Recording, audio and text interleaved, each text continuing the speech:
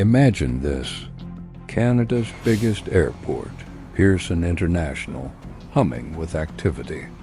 Cargo planes touch down from every corner of the world, their bellies swollen with goods worth millions. The place is a fortress armed guards, hundreds of security cameras, layers of steel fences, ID checks, and a fleet of patrol cars circling the perimeter like watchdogs. You'd think stealing a pen from that place would be impossible. But someone did far more than that. For over a decade, 13 long years, someone was stealing entire pallets of merchandise. Electronics, cameras, hard drives, designer clothes, top-tier tech, all vanishing like whispers in the wind. No break-ins, no alarms, no traces. The police had nothing. Not even a suspect. And here's the part that still stuns everyone who hears it. It wasn't a cartel. It wasn't some shadowy organized crime ring. It was just one man, a smiling truck driver. A man so ordinary no one ever looked at him twice. They called him Mr. Smiley. And what he pulled off was one of the most brilliant, patient, and mind-bending crimes Canada had ever seen. The story begins in the late 1980s. A young Vietnamese immigrant arrived in Toronto with just $50 in his pocket and a dream as big as the city skyline. His real name was Ho Lam Ong. He was soft-spoken, well-liked, and had a smile that disarmed even the grumpiest customs officer. To everyone around him, he was just a friendly face in the crowd. No one suspected that this man would quietly orchestrate one of the longest and most successful heists in North American history. Ho quickly became a familiar face in Toronto's Vietnamese community. He was warm, generous, and always ready to lend a hand. People liked him. They trusted him. That trust became his greatest weapon. He met a woman named Teresa, another Vietnamese immigrant. They clicked instantly, married, and built a modest life together. Teresa had a teenage son, Benny, who eventually became Ho's stepson. The little family lived quietly in an apartment, with Ho working as a delivery truck driver for a shipping company, thanks to a favor from Teresa's workplace. That job would become his golden ticket. Ho's assignment was straightforward: pick up goods from the Pearson cargo warehouse and deliver them to stores across Toronto. It paid him around $1,600 a month.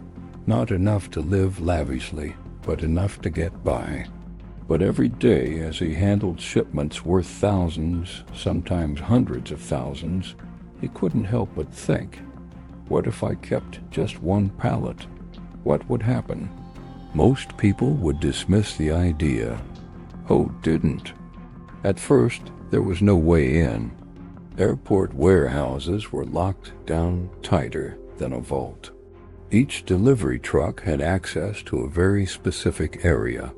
Drivers had to wear security tags. Cameras recorded every step. Guards checked badges at multiple entry points. It seemed impenetrable. But Ho wasn't looking to break in. He was looking to be invited in. He started small, struck up friendly chats with the warehouse staff, remembered their birthdays, offered to buy them lunch. Over time, he became a fixture, not just a driver, but a buddy, someone who brought coffee, someone who smiled at every joke, someone who never asked for favors until one day he did. It was a quiet afternoon when he approached a warehouse worker and made an offer. "Slip one extra skid into my truck. I'll give you $2,000 cash. No one will know." The worker hesitated, but $2,000? That was rent, car payments, and a week of groceries. He glanced over his shoulder, then nodded. And just like that, the game began. That first pallet was loaded without a whisper.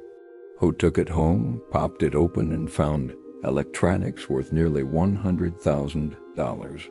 He sold them to a few shady computer store owners for half the price, still a massive profit. The next week, he did it again, a different worker. Another $2,000. More cargo vanished. But Ho had a problem: unpredictability. He didn't know what was inside each stolen pallet. Some days it was gold, other days junk. He needed intel. Precise, accurate intel. That's when his wife, Teresa, became more than just a partner. She became his inside source. Working at the same company, Teresa had access to shipping manifests, flight data, and warehouse schedules. She could tell Ho what cargo was coming in, where it would be stored, how valuable it was, and crucially, which workers were involved in handling it.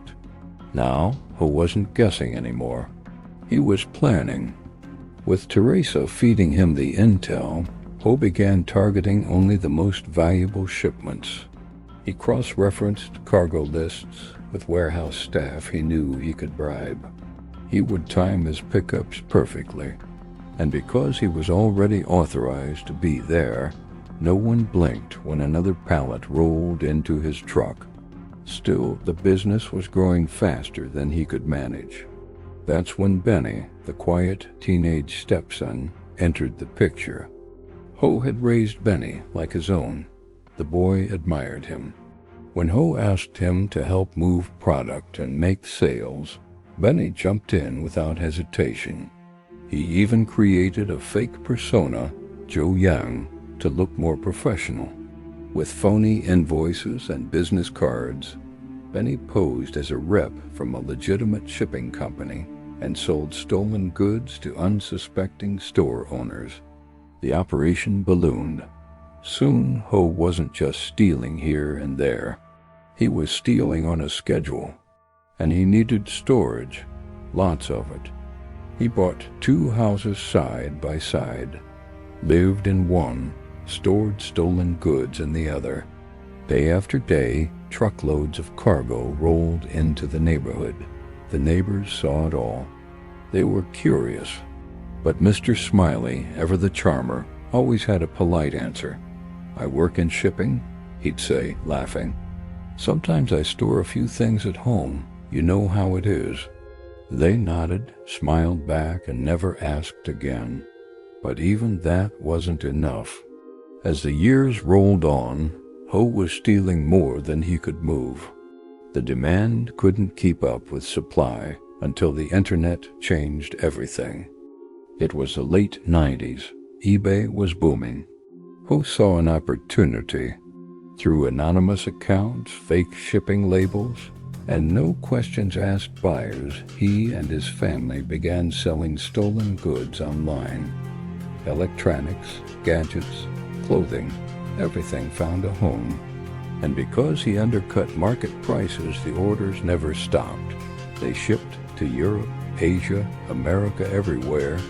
In time, they racked up over 19,000 sales, millions of dollars. And for 13 years, no one stopped them. No one even suspected them. Inside that tidy suburban home was a global theft empire. Meanwhile, police were floundering. Cargo kept vanishing, but they couldn't pinpoint how. Security footage showed nothing. Records were clean. Every time they thought they had a lead, it vanished into thin air. For more than a decade, they chased ghosts. And all the while, Mr. Smiley kept smiling. He bribed warehouse workers not just with cash, but with kindness. He paid off their debts, gave gifts to their kids, showed up when they were sick. That loyalty ran deep. No one ever snitched, but everything changes eventually. And when it did, it came from the unlikeliest place, a robbery. Not at the airport, not by Ho. One of Benny's customers, a computer store owner, got robbed. The thieves took everything, including some hard drives. When police tracked the serial numbers, They got a hit those hard drives had originally been reported stolen from Pearson Airport. For the first time in 13 years, the trail was warm. The store owner gave them a name, Joe Young. A phone number followed. It led straight to Benny. What the police did next will make you question everything you thought you knew about this case. How do you catch a ghost when he's always smiling, always 2 steps ahead, and always 1 truck ride away from vanishing again? For 13 years, Ho Lam Ong, Mr. Smiley, moved through the cracks of Canada's most secure airport like a ghost with a clipboard. A charming truck driver, a helpful neighbor, a smiling thief sitting atop a $4 million empire made of stolen cargo. But now, for the first time, the police had a lead. A real one. It started with a crime that had nothing to do with the airport. A routine break-in at a small computer store. Police arrived expecting just another petty theft. But what they found changed everything. A batch of hard drives had been stolen, and when the serial numbers were traced, they pointed straight to Pearson Airport. These weren't just stolen from a random supplier. These were the hard drives from one of the many unsolved thefts the airport had been struggling with for over a decade. It was like finding a puzzle piece buried in the wrong box. The store owner, confused but cooperative, gave the officers a name, Joe Young. Said he'd bought the hard drives from a shipping company representative who used that alias. Showed them a phone number. The number led to Benny. And just like that, the invisible thread connecting Mr. Smiley's quiet suburban life to one of the boldest heists in Canadian history began to unravel. Benny was placed under tight surveillance immediately. The officers watching him didn't know what they were going to find, but what they saw stunned them. Every few days, Benny would roll up the garage door of an unassuming house in the suburbs, one of the 2 homes his stepfather had bought. Behind that door wasn't lawn equipment or old bikes. It was rows upon rows of sealed boxes, pallets, and electronics stacked to the ceiling. It wasn't a house. It was a warehouse disguised as a home. The police began tracing every move Benny made. They watched him load packages, make calls, deliver goods.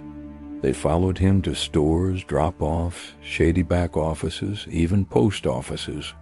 They matched faces, tracked purchases, reconstructed a sales network stretching across local shops and international eBay buyers. And through it all, they discovered that the real mastermind, the man quietly puppeteering every shipment, was Mr. Smiley. They didn't move in right away. The truth is, after 13 years of failure, the police weren't just looking for an arrest. They wanted a case so airtight no lawyer in the world could pick it apart. So they waited. They watched for weeks, 24 hours a day.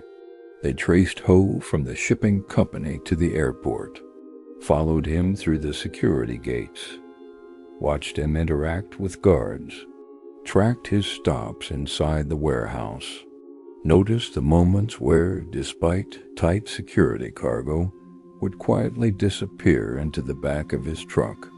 They followed him home, watched him unload stolen goods, watched Benny package and resell them.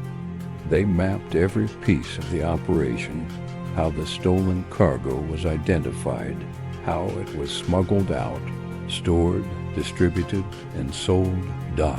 And then, on a cold morning, December 13th, 2001, the police made their move. Armed with warrants, officers surrounded both houses.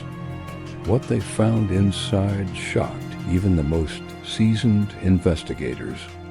Stacks of electronics, cameras, computers, clothing, boxes, piled like a miniature Costco. Shelves built into bedrooms, laptops stuffed under beds, tech gear behind curtains, drawers full of shipping labels and counterfeit invoices. In Benny's room alone, police found hard drives, modems, and accessories meant for international buyers. But that wasn't even the most unbelievable part. Scattered all over the house under mattresses, stuffed in furniture, even tucked behind wall panels, was cash. Mountains of it, neatly bundled. Tens, 20s, 50s, hundreds. Over $1.2 million in cold hard cash. In every room got Mr. Smiley, Teresa, and Benny were all arrested and charged with possession of stolen property. For the first time in 13 years, the faces behind the phantom thefts had names, and they didn't belong to gangsters or mob bosses or shadowy foreign operatives. They were a smiling driver, a soft-spoken mother, and a kid with a fake business card. But Mr. Smiley wasn't done surprising them. When the charges came, he didn't panic. He didn't run Dot instead. He made a deal. Ho Lam Ong stood before investigators and offered them a full confession on one condition. His wife Teresa and his stepson Benny would walk free.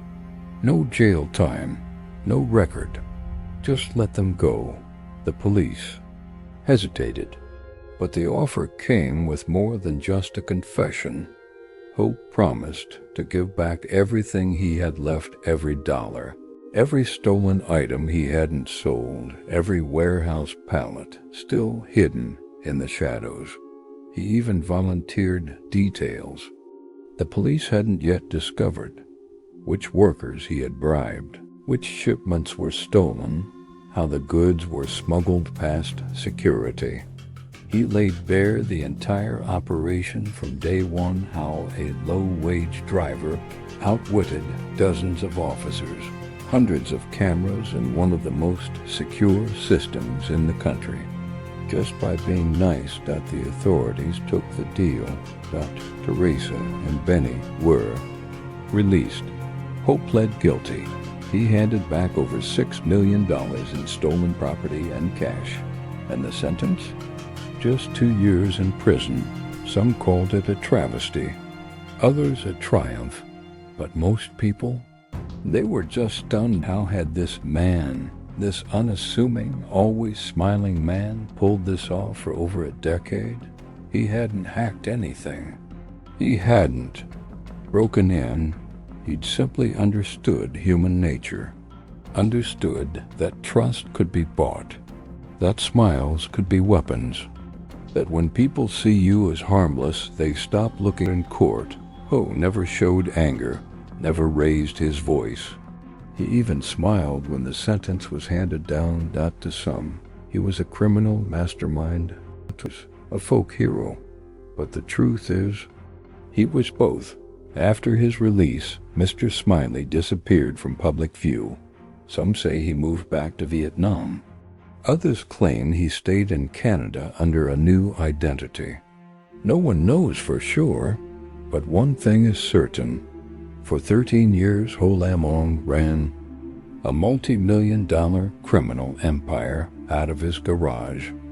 And not once, not a single time, did anyone at the airport realize what was happening. It wasn't brute force that let him do it. It wasn't hacking, or violence, or tech. It was charm, and it worked. But before you walk away thinking that's the end of the story, think again. Because not everything Mr. Smiley told police was true. There's one piece of this puzzle no one can explain.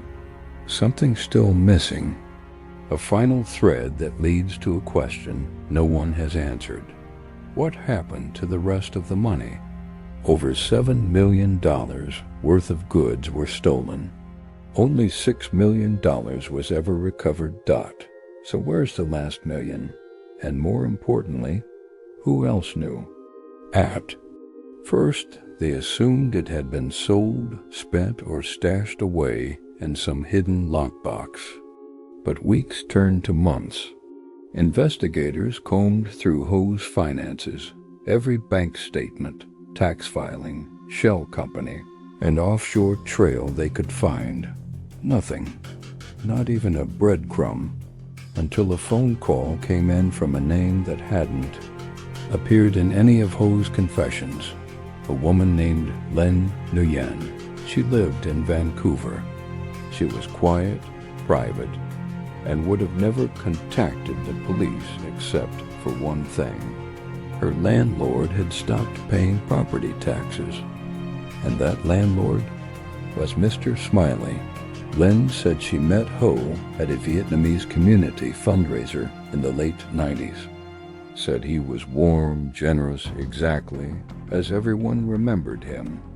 He offered her a rental unit cash only, no lease, no paper trail. He told her it belonged to a friend who owed him a favor. But when police looked into the property, it wasn't just a rental dot, it was one of 5 homes Ho had secretly purchased .5. 2, as he'd claimed, 5 properties scattered across British Columbia and Ontario, all bought in cash under fake names and never once mentioned in his confession. One was in his stepson's alias. Another was under Teresa's maiden name. A third was listed under a fabricated shipping company called Golden Smiles Logistics, a name no one had ever heard until now. The police moved fast. They raided all 5 properties within 48 hours, and what they found would send shockwaves through the entire case.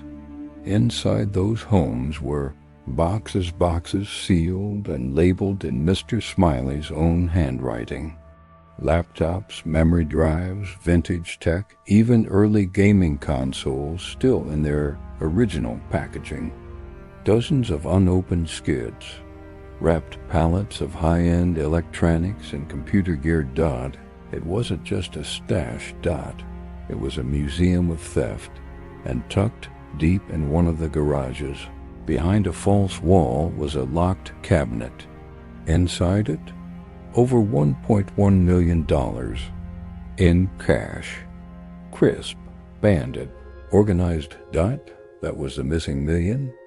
But it wasn't the money that shocked investigators most. It was the videos. On one of the old hard drives was a folder simply titled Gold. Inside were hundreds of recordings, grainy, security camera footage, some of it from inside Pearson Airport, footage of workers pocketing items, video of guards looking the other way, audio clips of conversations in Vietnamese, Cantonese, and English, names, faces, payoffs. It was Mr. Smiley's insurance policy. If he went down, so would everyone else.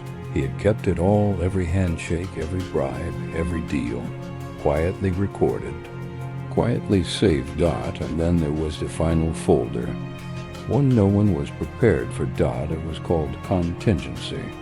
Inside was a series of pre-written letters. Some were addressed to journalists, some to government agencies, some to his wife and Benny. They were written in case he disappeared or died. One letter, dated 3 weeks before his arrest, read, "If you are reading this, then they found me. I always knew the smile wouldn't last forever, but remember this, I wasn't alone. I was never alone. They knew. Some of them were watching. Some of them were helping. I paid a price. Now they must too." The letter ended with a list, 37 names. Warehouse workers, security guards, airport supervisors, even 2 former police officers. That's when the full picture finally emerged. Mr. Smiley hadn't been working alone, not completely. His charm had built the foundation, but his empire had grown beyond one man. He had started solo, yes, but over time, his reach had grown. People turned a blind eye for favors, for cash, for silence. He'd bribed his way into an underground network of passive conspirators who, knowingly or not, kept his operation alive. That network had stayed quiet until now. Police arrested 9 more people from the list over the following months. Some confessed, some lawyered up. A few vanished entirely, but none were prepared for what came next, because while all of this unfolded, Lam Ong walked free. He had already served his 2 years. The deal had been made. The court couldn't retry him. And thanks to the way the confession was structured, the new evidence, those 5 hidden homes, the stash, the videos couldn't undo the original sentence. He was untouchable. The justice system had closed the book, but Ho? He had written another ending. No one knows exactly where he went. Some say he fled to Vietnam with a forged passport. Others claim he's hiding in plain sight in Canada, living under a new name, quietly watching the storm he left behind. One former investigator said he gave back $6 million and served 2 years, but he knew we'd find the rest. He wanted us to. That wasn't a mistake. That was a message that still echoes across Canadian law enforcement. Sometimes the greatest weapon isn't a gun or a plan. It's a smile that lasted 13 years, stole $7 million, and outplayed everyone, and just when they thought they caught him, he showed them he was still 2 steps ahead. The man who robbed the most secure airport in the country never truly got caught. If you enjoyed this story, subscribe now, because the next story might just be about the one who got away again.